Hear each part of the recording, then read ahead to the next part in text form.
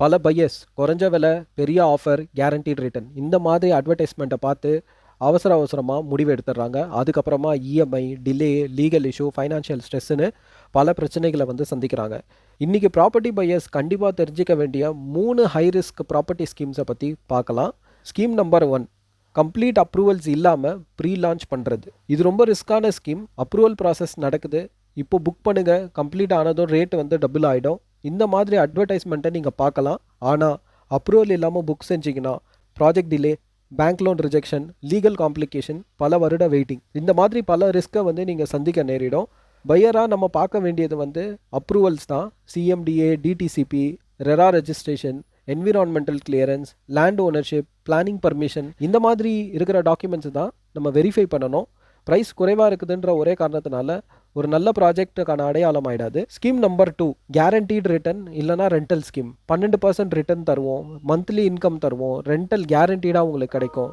இதை கேட்ட உடனே பல பேர் வந்து இன்வெஸ்ட்மெண்ட் செய்ய ஆரம்பிச்சிருவாங்க. ஆனால் இங்கே ஒரு கேள்வி, ரியல் எஸ்டேட் மார்க்கெட் வந்து டவுன் ஆகிடுச்சுன்னா, ரெண்டல் கிடைக்காம போயிடுச்சுன்னா, பில்டர் ஃபைனான்ஷியல் ப்ராப்ளம் வந்தால் இந்த கேரண்டி யார் தரப்போகிறாங்க? அக்ரிமெண்ட்டில் என்ன கண்டிஷன் மென்ஷன் பண்ணியிருக்காங்க? பல பையர்ஸ் வந்து இதெல்லாம் படிக்கிறதே கிடையாது. ஞாபகம் வச்சுக்கோங்க, கேரண்டீட் ரிட்டர்ன்றதுக்கு பதிலாக கேரண்டீட் லீகல் டாக்குமெண்ட் தான் ரொம்ப முக்கியம். Scheme number 3, limited time offer தான் இருக்குது அப்படின்னு சேல்ஸ் ப்ரெஷர் பண்ணுவாங்க. இன்றைக்கே புக் பண்ணுங்கள், நாளைக்கு ப்ரைஸ் இன்க்ரீஸ் ஆகிடும், லாஸ்ட்டு 2 யூனிட் மட்டும்தான் இருக்குது, ஆஃபர் இன்றைக்கி மிட் நைட் வரைக்கும் தான் இருக்குது, இந்த மாதிரி சேல் ப்ரெஷர் கொடுப்பாங்க.